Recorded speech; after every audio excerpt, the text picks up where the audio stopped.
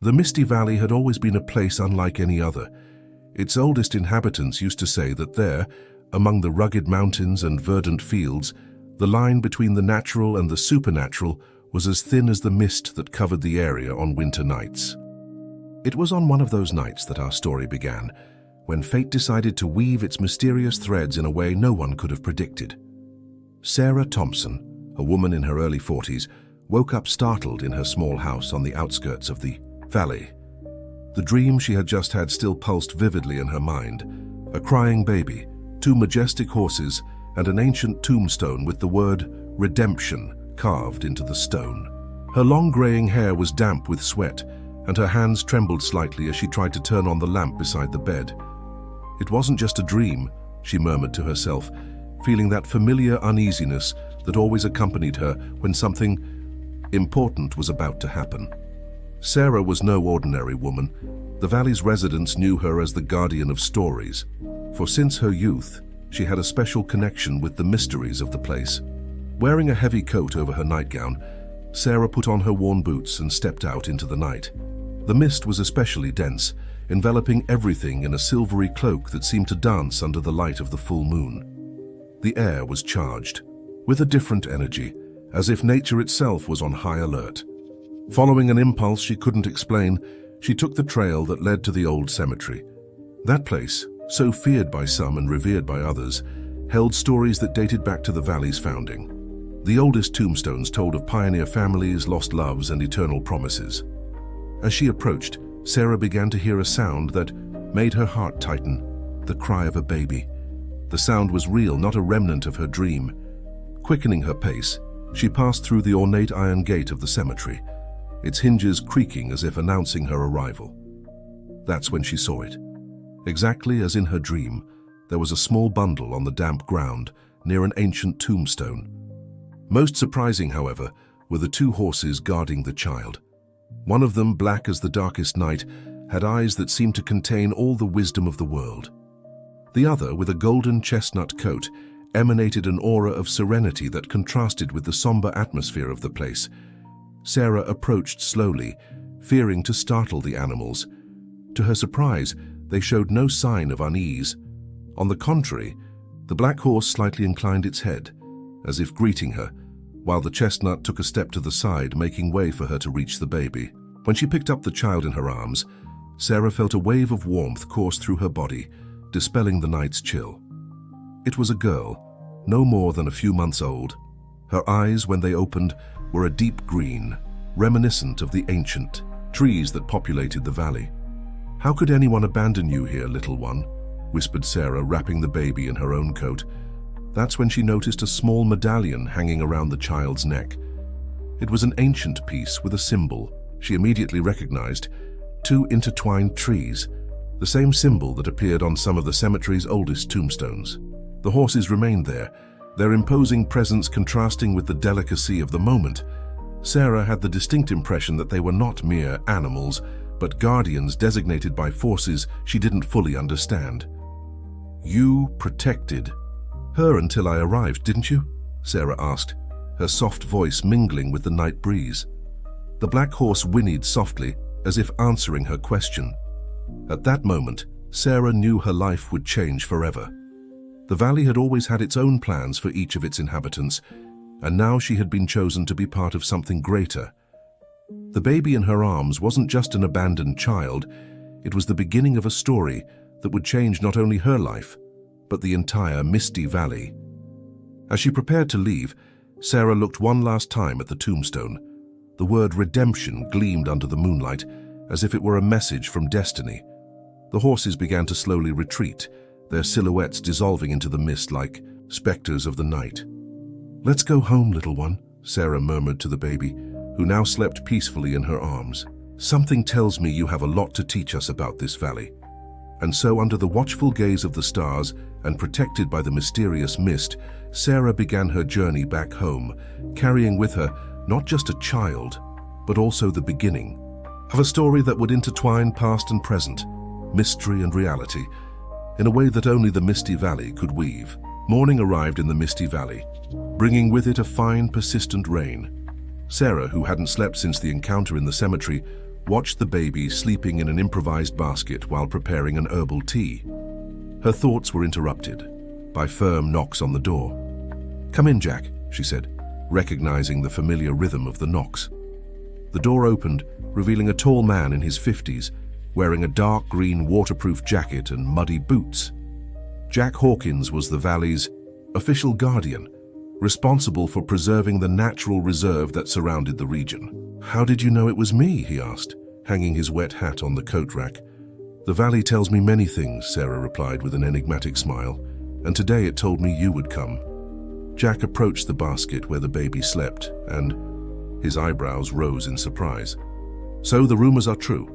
Mary from the general store told me she had seen you returning from the cemetery with a baby in the middle of the night. I thought it was just another one of her stories." Sarah served 2 cups of tea and began to recount the events of the previous night. As the story unfolded, Jack's face showed a mixture of concern and fascination. "The horses? Are you sure? They were real?" he asked, leaning forward in his chair. "As real as you and me," Sarah replied, "but there was something different about them. Something ancestral." Jack was silent for a few moments, as if organizing his thoughts. "You know the old legends of the valley, don't you? About the equine guardians?" Sarah nodded. The legends were part of the stories she guarded, but she never imagined she would witness them personally. "They say they appear in times of great change," Jack continued. "The last time they were seen was 30 years ago when—" his voice faltered. "When the great forest fire happened," Sarah completed, "and when your wife Emily disappeared." Jack abruptly stood up and walked to the window. The rain had increased, and through the foggy glass it was possible to see the mountains in the distance, partially covered by mist. "There's one more thing you need to know," said Sarah, picking up the medallion that was with the baby. "Do you recognize this symbol?" Jack's eyes widened as he saw the 2 intertwined trees. "Impossible," he murmured. "This is the symbol of the ancient order of Valley Guardians. My family says they were part of it." At that moment, the baby woke up, her green eyes shining with unusual intensity. Jack approached her, and something extraordinary happened. "The child smiled, extending her small hands towards him. "What will her name be?" Jack asked, his voice betraying contained emotion. Sarah looked out the window, where 2 birds were flying in circles under the rain. "Aurora," she answered. "Her name will be Aurora because she arrived like a new dawn for the valley." "Aurora," Jack repeated thoughtfully. "But what about the authorities? You can't just—" "The valley brought her to me," Sarah interrupted, firmly. "And you know as well as I do that when the valley decides something, there's a greater purpose involved." Jack sighed, running his hand through his graying hair.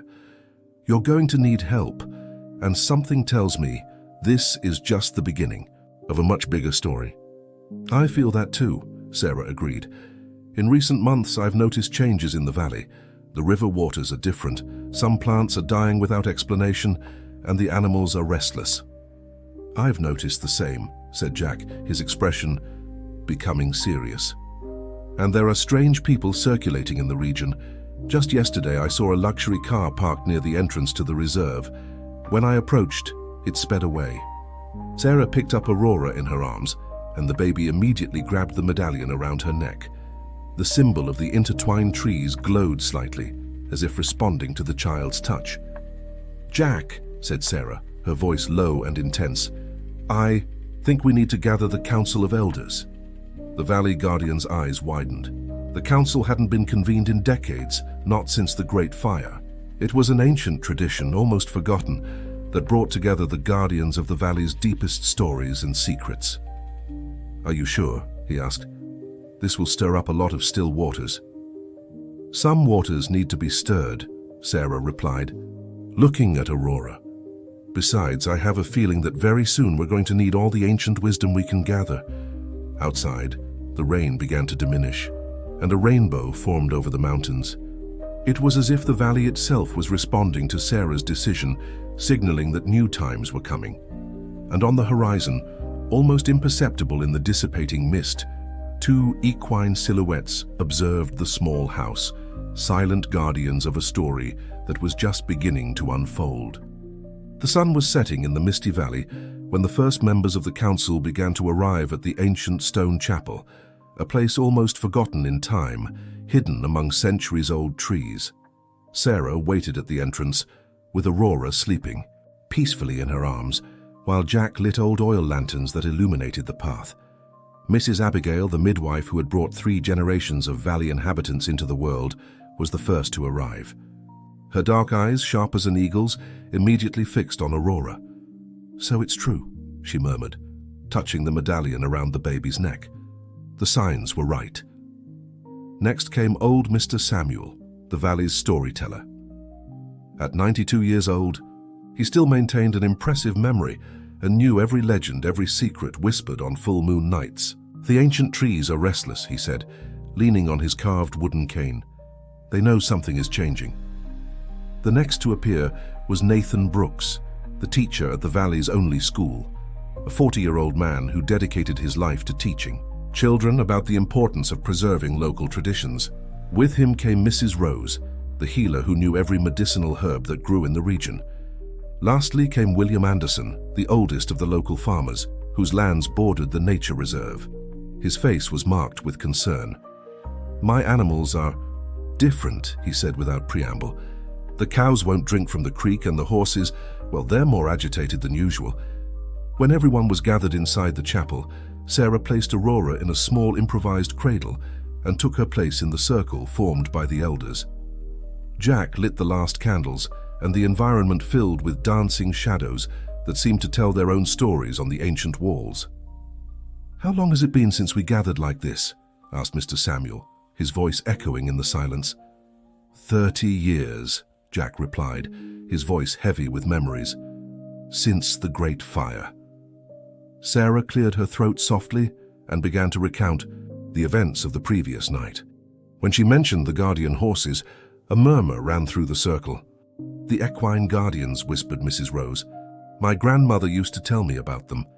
They said they were the souls of the valley's first protectors, transformed into horses to continue their mission through the ages." "But why now?" questioned Nathan. "Why a child?" It was Mrs. Abigail who answered, "Haven't you noticed? The river waters are different. There's a strange taste to them, something I've never felt before. And I'm not the only one to notice the plants along the river are dying." William Anderson shifted uncomfortably in his chair. 2 weeks ago, I saw men in suits taking measurements, near the spring. When I tried to approach, they quickly left. They dropped this. He took a crumpled business card from his pocket. Jack took the card and read aloud, "New Dawn Corporation, developing the future." His eyes met Sarah's. The name couldn't be a coincidence. "There's more," William continued. "They've been offering a lot of money to buy the lands near the reserve. Some farmers are already considering selling." "The valley is not for sale!" exclaimed Mrs. Rose, her voice trembling with indignation. At that moment, Aurora began to cry, a sound that echoed strangely in the ancient chapel. The candle flames flickered, as if blown by a non-existent wind, and everyone felt a shiver run down their spines. "Look!" shouted Nathan, pointing to one of the windows. Outside, partially visible in the twilight, were the 2 guardian horses, the black one and the chestnut, majestic and imposing, observing the meeting with their deep and mysterious eyes. "It's a sign," said Mr. Samuel, his voice grave and solemn. "The valley is warning us. The arrival of this child, the guardian horses, the contaminated waters, everything is connected." Sarah stood up and walked to the cradle, picking up Aurora in her arms. The medallion around the baby's neck glowed softly in the candlelight. "We need to find out what this corporation really plans to do with our lands," she said, "and we need to protect this child. Something tells me her destiny is intertwined with the future of the valley." "We're not alone in this fight," added Jack, looking at the horses through the window. "The valley itself is on our side." The Council of Elders continued late into the night, planning the next steps, sharing ancient knowledge, and preparing to protect what they valued most. Outside, the guardian horses remained vigilant, their silhouettes etched against the starry sky like sentinels of a world that few could understand, but that everyone in the valley could feel in their hearts. The morning after the council meeting, Sarah woke to the sound of heavy machinery in the distance. Aurora, who now slept in an improvised crib next to her bed, opened her green eyes at the same instant. The medallion around her neck emitted a soft, almost imperceptible glow. "You felt it too, didn't you, little one?" Sarah murmured, picking up the baby. Through the window, she could see a cloud of dust rising on the horizon near the entrance to the reserve. The phone rang, startling them. It was Jack, his voice laden with concern. "Sarah, you need to see this. They've got tractors on the border of the reserve. They say they have authorization to do soil studies." "I'm coming," she replied, already moving to get ready. "I'll leave Aurora with Mrs. Abigail." 20 minutes later, Sarah parked her old pickup truck near the site, where several yellow machines formed a threatening semicircle at the edge of the forest. Jack was waiting for her, his guardian uniform impeccable, contrasting with the tense expression on his face. A man in a dark suit and sunglasses approached them, followed by 2 assistants carrying clipboards and measuring equipment. "Good morning," he said with an artificial smile. "I'm Richard Blackwood, Operations Director of New Dawn Corporation, and you must be the local representatives?" "I'm Jack Hawkins, official guardian of this reserve," Jack replied, his voice firm. "And this is Sarah Thompson, member of the Valley Preservation Council." Richard raised an eyebrow upon hearing Sarah's name. For a moment, something passed through his eyes. Recognition? Concern? But it was quickly replaced by the professional smile. "Ah yes, the famous council," he said, a slight tone of mockery in his voice. "Well, as I've already explained to Mr. Hawkins, we have all the necessary authorizations to conduct our studies. New Dawn Corporation has big plans to develop this region." "Develop?" Sarah questioned, taking a step forward.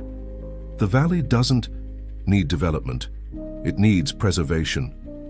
At that moment, a sudden wind blew through the trees, making the leaves dance in a peculiar way. The sound was like a whisper, an ancient language that only the valley knew. Richard looked up, visibly uncomfortable. "Mrs. Thompson," he said, adjusting his tie, "progress is inevitable. Our preliminary studies indicate that this region has immense potential for—" His words were interrupted by a powerful neigh. From among the trees emerged the 2 guardian horses. The black one and the chestnut positioned themselves between the machines and the forest, their imposing presence making the machine operators instinctively back away. Richard paled. "Those horses, are they yours?" "They belong to the valley," Sarah replied, noticing how the man seemed disturbed by the animal's presence. "As does everything here." "Interesting," Richard murmured, regaining his composure. "Very interesting." He made a gesture to his assistants. "For today we'll suspend the work, but we'll be back tomorrow, and I suggest you keep your horses under control." When the corporation's vehicles departed, leaving only clouds of dust behind, Jack turned to Sarah. "Did you see how he reacted to the horses?" "It's as if he recognized them," Sarah completed. "And there's more. When he heard my name, there was something in his eyes. He knows something, Jack." The horses approached them. The black one gently touched Sarah's shoulder with its muzzle, its deep eyes seeming to convey a silent message. The chestnut, in turn, walked to the edge of the forest and began to dig the ground with its hoof. Jack approached the spot and knelt down. Brushing away a bit more earth, he found something. A small glass vial buried, containing a greenish liquid. "We need to analyze this," he said, carefully storing the vial. "And we need to find out more about this New Dawn Corporation." "You're right," Sarah agreed. "But first I need to check something." She took an old photo of Aurora's medallion from her pocket. "Look at this, the symbol of the ancient Order of Guardians. There's something familiar about it, isn't there?" Jack examined the photo and his eyes widened. The corporation's logo, it's a distorted version of this symbol. How did we not notice before? "Because we weren't meant to notice," Sarah replied, looking at the horses now grazing peacefully nearby. "They're using our own symbols against us. The question is, why?" The sun was beginning to set, painting the sky in shades of orange and purple. At Mrs. Abigail's house, Aurora played with a crystal mobile that the old midwife had made especially for her. Each time a ray of sunlight touched the crystals, the medallion around her neck glowed in response, as if they were conversing in their own language. The battle for the Misty Valley was just beginning, and its guardians, both human and mystical, would need all their strength and wisdom to protect not only the land, but also the secrets it had guarded for generations. In the municipal library of the Misty Valley, between dusty shelves and old archives, Sarah and Jack spent the morning researching. Aurora slept peacefully in her stroller, while Nathan, the teacher, helped to search through historical documents about the region. "Look at this," Nathan called out, blowing dust off a yellowed scrapbook. "A news article from 30 years ago about the Great Fire in the reserve." Sarah and Jack approached. The black and white photo showed the devastation caused by the fire, but something in the corner of the image caught Sarah's attention. A young Richard Blackwood, still without the dark glasses and impeccable suit, embracing a woman holding a baby. "It can't be," Jack murmured, his voice trembling. "That woman, it's Emily." The silence that followed was heavy as lead.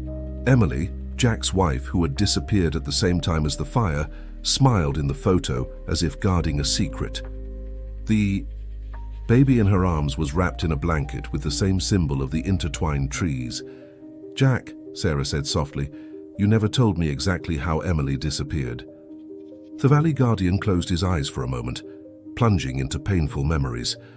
It was on the night of the fire. Emily was investigating something. She said she had discovered a secret about the valley, something related to the ancient order of guardians. She left to meet someone and never came back.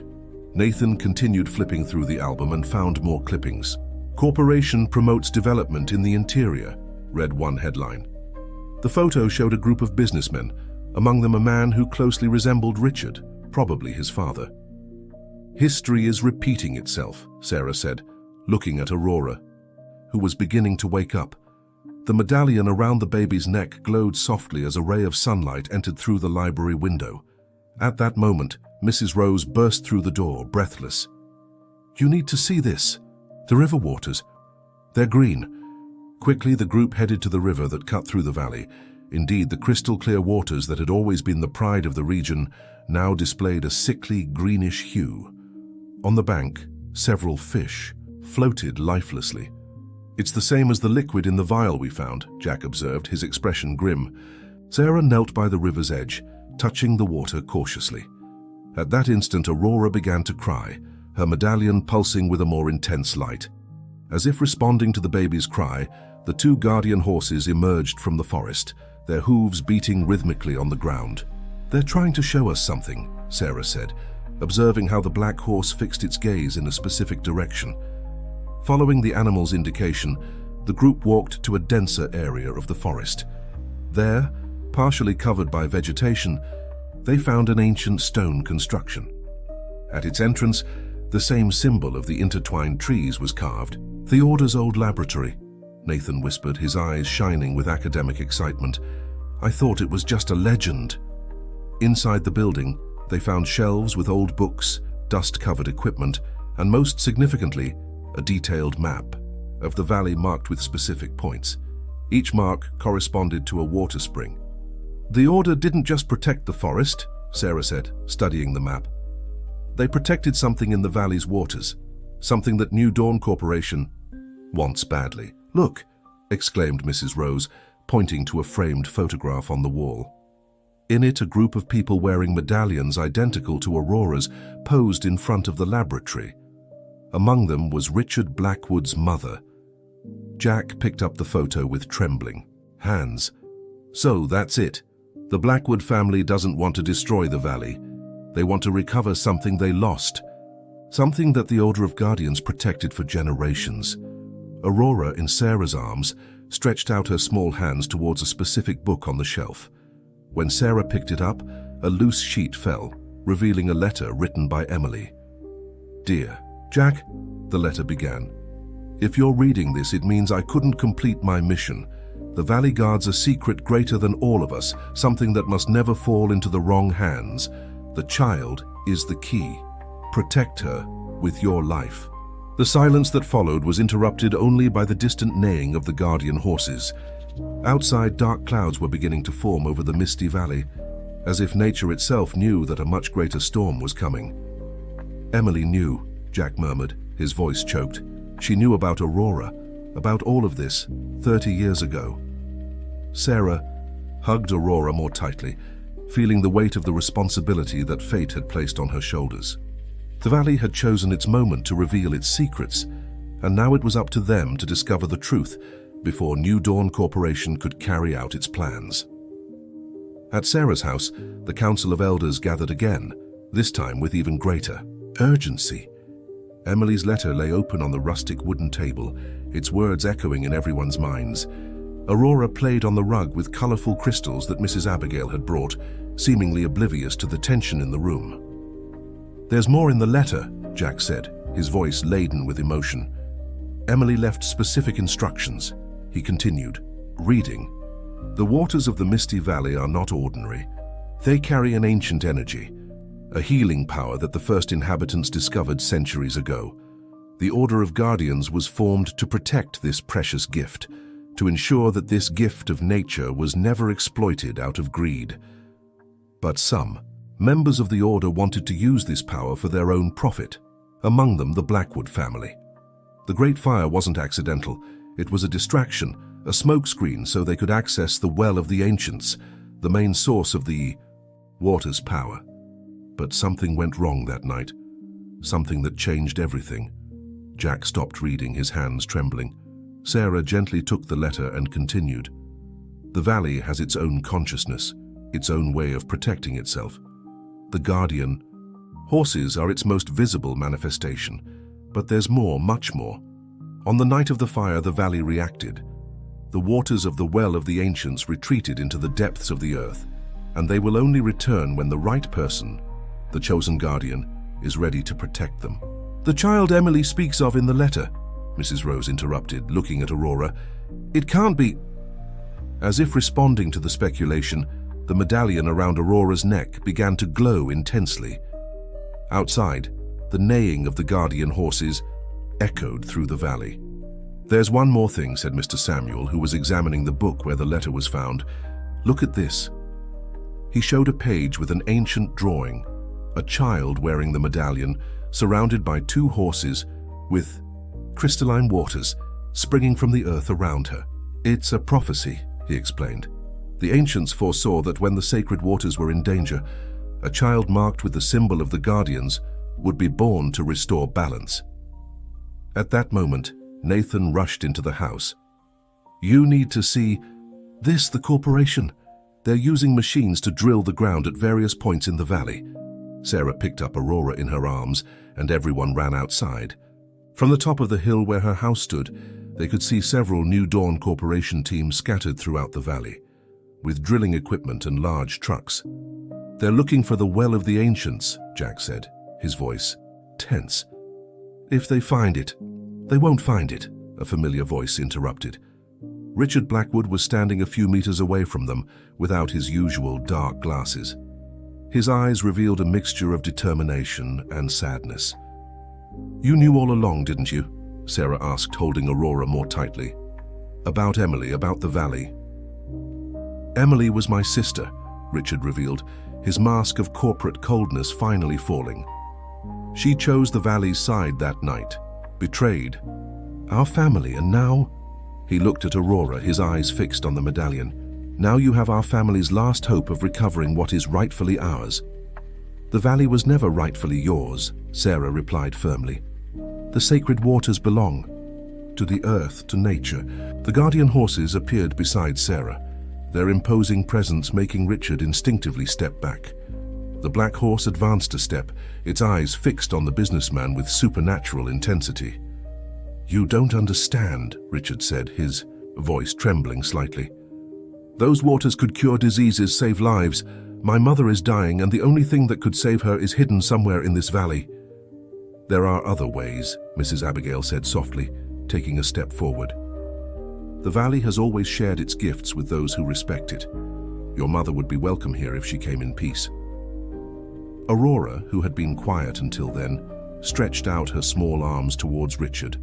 The medallion around her neck glowed, with an intensity never seen before, and something extraordinary happened. Small drops of water began to spring from the ground around them, crystalline and pure. Everyone fell silent, observing the phenomenon in amazement. The guardian horses approached the small springs, drinking the sacred water that the valley was offering.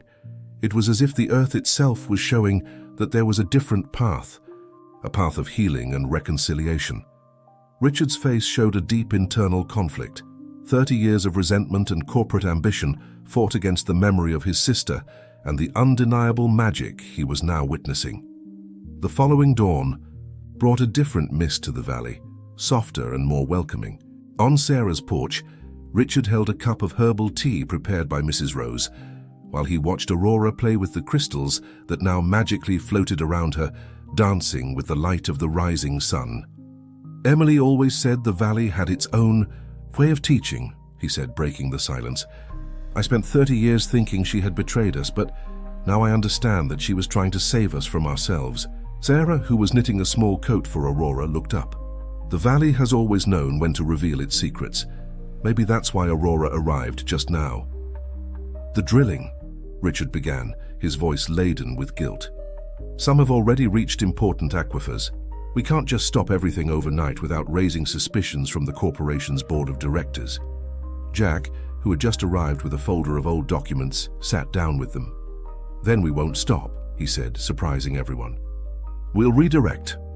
On the other side of the garden, the guardian horses grazed peacefully.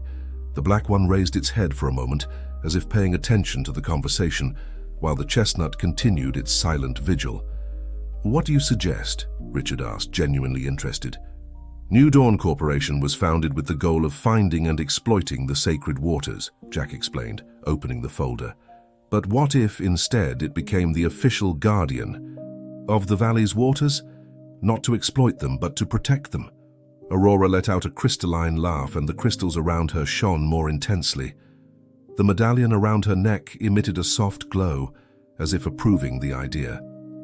A nature reserve jointly administered, Richard murmured, his eyes lighting up with the possibility. The corporation has the resources and influence needed to legally protect the entire region. And the Council of Elders could ensure that the traditions and true purposes of the valley were preserved, Sarah added. At that moment, Mrs. Abigail arrived hurriedly, her normally serene face marked with concern. You need to see this, she said, leading everyone to the river's edge. The waters, which the day before had begun to spring crystalline, now displayed greenish patches in some spots. But the most surprising thing was the behavior of the fish. They seemed to group around the areas where the water was still pure, as if trying to protect it. It's as if the river itself were fighting, Mrs. Rose observed, who had arrived shortly after. Aurora, in Sarah's arms, stretched out her small hand towards the water. The medallion glowed intensely, and where her fingers pointed, the water began to purify itself, the greenish patches dissipating like mist in the sun. It's extraordinary, Richard whispered. She's not just cleaning the water, she's restoring its original power. The guardian horses approached the riverbank, drinking from the purified water. When they raised their heads, their eyes shone with a supernatural light, and the mist around them began to form patterns that resembled ancient scriptures. The symbols of the order, exclaimed Mr. Samuel, who had just arrived leaning on his cane. They're showing us the way. Jack began to quickly copy the symbols in his notebook. They're coordinates, he said, his eyes scanning the patterns. They show all the points where the sacred waters connect. The valley is giving us a second chance, Richard said, his voice choked with emotion. A chance to do things the right way this time. Sarah observed how Aurora smiled at the horses, without any fear of their imposing presence. The baby seemed to understand her role in this story much better than any of them. We need to act fast, Richard said, assuming a more practical tone. The corporation's board of directors will want results soon. We have to present a viable alternative before they decide to take more drastic measures. The valley will help us, Sarah stated with conviction. It always helps those who respect and protect it. As if confirming her words, a gentle breeze blew through the valley, carrying wildflower petals that danced in the air like little stars. The guardian horses neighed in unison, a sound that echoed through the mountains like an ancient song of hope and renewal. The transformation had begun, not just in the waters of the valley, but in the hearts of those who now united to protect it. And at the center of it all was Aurora, a child who, without knowing it, was helping to weave a new chapter in the history of that magical place. The New Dawn Corporation headquarters in New York City was an immense glass and steel building that seemed to touch the sky. On the 30th floor, Richard Blackwood faced the board of directors, with Sarah Thompson and Jack Hawkins surprisingly at his side. Aurora slept peacefully in Sarah's arms, her medallion softly glowing under the fluorescent light of the conference room. "What you're suggesting is absurd," thundered Albert Fields, the board president. "Transform our mining operation into an environmental reserve? Abandon years of investment in research?" Richard remained calm, his eyes fixed on the documents he had spread across the mahogany table. "I'm not suggesting we abandon anything," he replied. "I'm proposing a change of direction that could be even more profitable in the long run." Sarah stepped forward, her simple demeanor contrasting with the corporate environment. "The waters of the Misty Valley have unique properties that could revolutionize the wellness and natural medicine industry, but only if preserved in their natural environment. And we're supposed to believe in fairy tales," scoffed Sandra Morrow, the financial director. "In magical waters and ghost horses." As if responding to the provocation, Aurora opened her green eyes and her medallion emitted a brighter glow. The water bottles on the table began to bubble gently, and an aroma of wildflowers filled the conference room. What's happening?" stuttered one of the directors, watching in amazement as small crystals formed inside the bottles. Jack placed the results of the laboratory analyses on the table. "The valley's waters have a unique composition of minerals and properties not yet catalogued by modern science, properties that only manifest when the natural environment is preserved." "Can you imagine," Richard continued, "being the first corporation in the world to develop a truly sustainable business model, where environmental preservation and profit go hand in hand?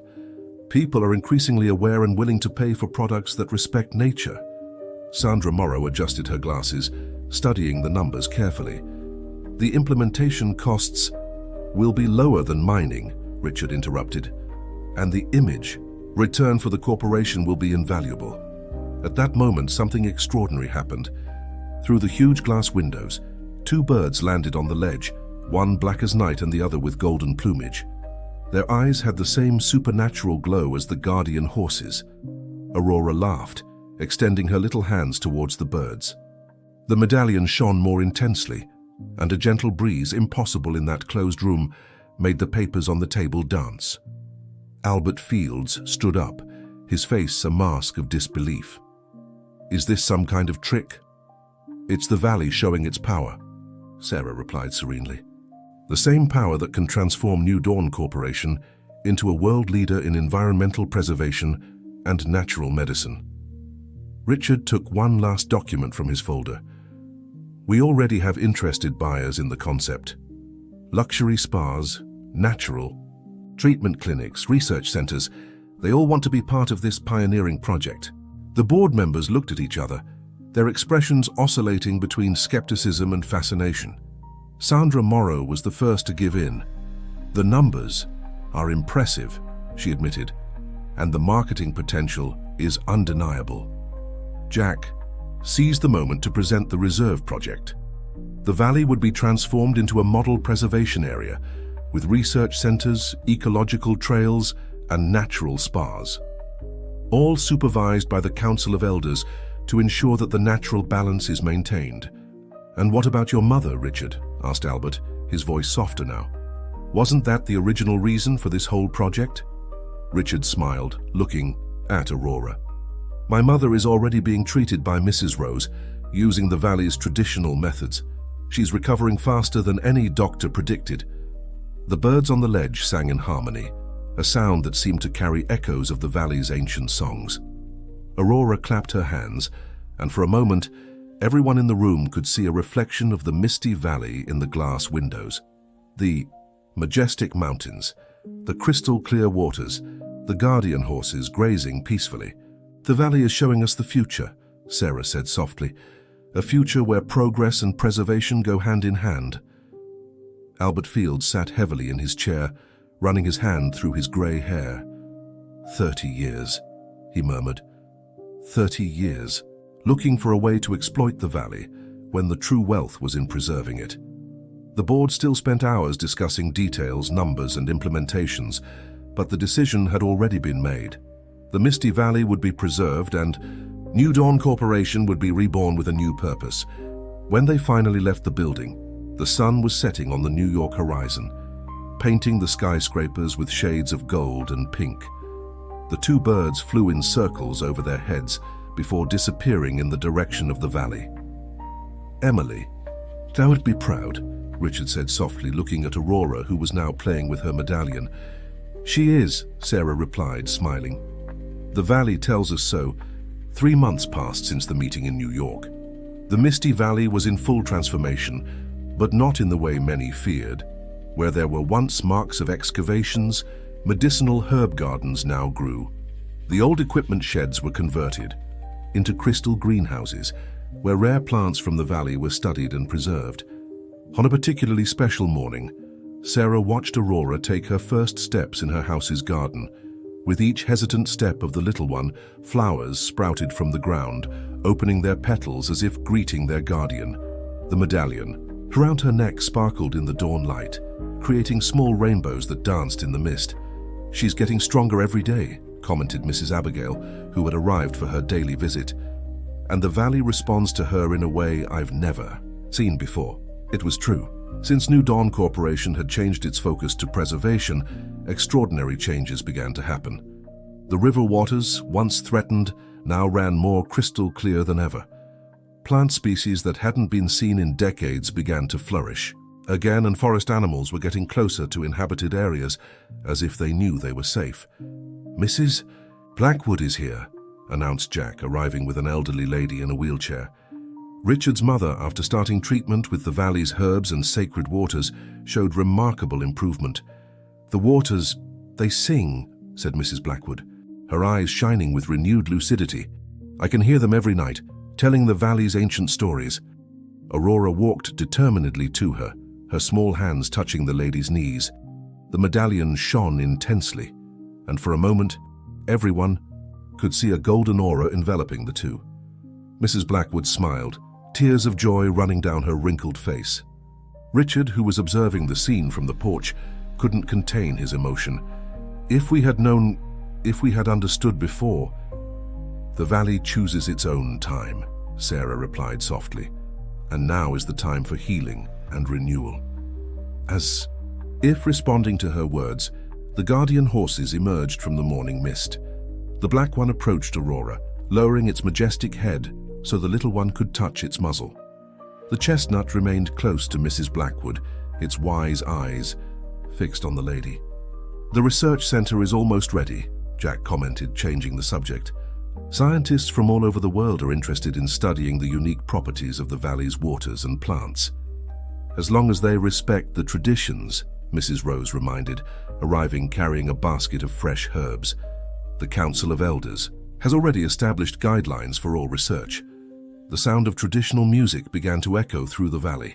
In the central square, residents were preparing for the first Sacred Waters Festival, a celebration that would mark the rebirth of the Misty Valley. "Look!" exclaimed Mrs. Abigail, pointing to the sky. A formation of birds flew over the valley, creating patterns that resembled the ancient symbols of the Order of Guardians. Among them, the two birds, the black and the golden, that had appeared in New York, danced in the air like winged guardians. Aurora let out a crystalline laugh, and her medallion emitted a glow so intense that for a moment it dazzled everyone. When the light dimmed, small fountains of crystal-clear water had sprung up in a circle around her, creating a spectacle of light and water that took everyone's breath away. "This is how it always should have been," said Mrs. Blackwood, her voice laden with wisdom. "The valley sharing its gifts, not being exploited for them." Richard knelt beside his mother's wheelchair, holding her hand. "Emily knew. She tried to show us, but we weren't ready to see. Now we are," Mrs. Blackwood replied, smiling as she watched Aurora play with the water jets sprouting from the ground. "And the valley has forgiven us." The guardian horses neighed, in unison, a sound that echoed through the mountains like an ancient blessing. The mist around them formed patterns that resembled ancient scriptures, telling stories of forgotten times and renewed promises. Sarah picked up Aurora in her arms, feeling the power of the medallion pulse softly against her chest. The little guardian of the valley had transformed not just the place, but everyone around her. And this was just the beginning. "The festival is about to start," Jack announced, looking at the sun that was now high in the sky. "It's time to celebrate the Dai, rebirth of the Misty Valley." As the group headed to the square, Aurora waved to the guardian horses, who responded with a majestic bow before disappearing into the mist. The valley was alive, pulsing with an ancient and renewed energy, ready to share its secrets with those who had learned to respect and protect it. The valley had found its guardian, and through her its true purpose, not just to be a place of power and mystery, but a sanctuary where ancient magics and new discoveries could coexist in perfect balance, protecting and healing all those who sought it with true hearts. The Sacred Waters Festival transformed the central square of the Misty Valley into a spectacle of colors and music.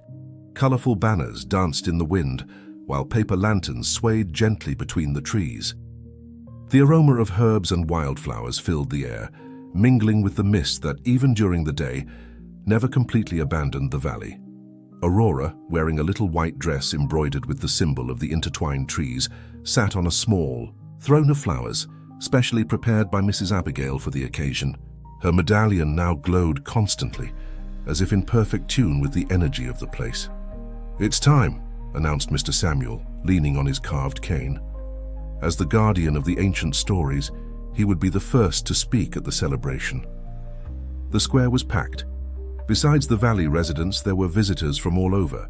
Scientists interested in the unique properties of the waters, environmentalists amazed at the transformation of the place, and people seeking healing and renewal. Among them, New Dawn executives, unrecognizable in their casual clothes, seemed finally at peace with the new direction of the corporation. Sarah, standing next to Aurora, observed everything with a serene smile. Jack held Mrs. Blackwood's hand, who today was strong enough to stand for a few moments. Richard, beside his mother, looked years younger, free from the weight he had carried for so long. Mr. Samuel raised his hands, and silence fell over the crowd. "Long ago," he began, his voice carrying the weight of history, "this valley was chosen. As the guardian of a sacred power, the waters that flow through this land are not just water. They are the very essence of life, healing, and renewal." Aurora let out a crystalline laugh, and, as if responding to her call, small fountains began to spring up in a circle around the square. The water that gushed had its own glow, and where it touched the ground, wildflowers instantly sprouted. "For generations," Mr. Samuel continued, "the Order of Guardians protected this precious gift. There were times of peace and times of conflict, but the valley always found a way to preserve itself. At that moment, the guardian horses emerged from the mist, majestic and ethereal. The black one positioned itself to Aurora's right, while the chestnut stood to her left. The little one extended her hands, touching both without any fear. "And now," Sarah said, stepping forward, "the valley has gifted us with a new guardian. Aurora didn't come to us by chance. She is the bridge between the old and the new, between tradition and progress, between the mystical and the scientific." As if confirming her words, Aurora's medallion emitted a glow so intense that it illuminated the entire square. The mist. Around began to form images, scenes from the valley's past of the first guardians of the Great Fire, and finally, of the current transformation. Mrs. Blackwood stood up without help, tears of joy running down her face. "Emily, my daughter," she said softly, "you were right all along. The true power is not in possessing, but in protecting." Richard hugged his mother, while Jack smiled, finally at peace with the memories of his wife. Emily's sacrifice had not been in vain. She had protected the valley until its true guardian could arrive. Aurora stood up from her small throne, and to everyone's surprise began to walk confidently to the center of the square. Each step she took made the earth vibrate gently, and the waters from the fountains danced in increasingly complex patterns. "The valley chose well," said Mrs. Rose, her hands full of aromatic herbs that she threw to the wind. "Aurora is not just a guardian, she is the very manifestation of the valley's spirit." The guardian birds, the black and the golden, flew over the square, leaving a trail of light in their wake. The traditional music began to play again, and people started to dance, celebrating the union between the mystical and the mundane, the old and the new. "This is just the beginning," Sarah said, watching Aurora play with the dancing waters. "The valley still has much to teach us."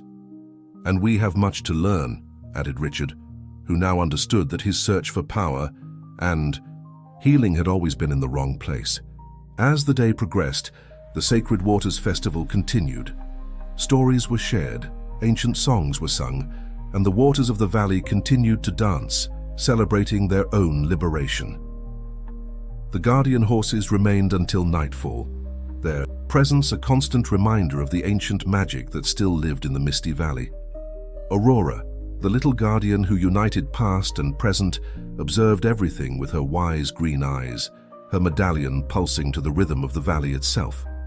She had arrived on a night of mystery and transformed not just the fate of a place but the hearts of all who lived there.